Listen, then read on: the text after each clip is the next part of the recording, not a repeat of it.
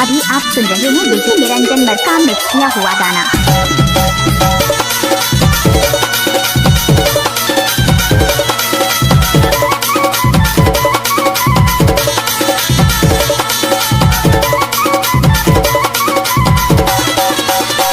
Niranjan Markam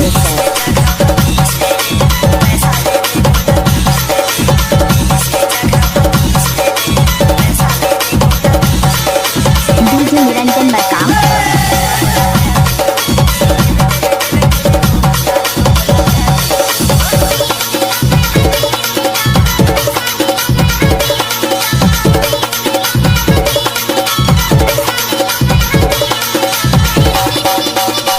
Niranjan Markam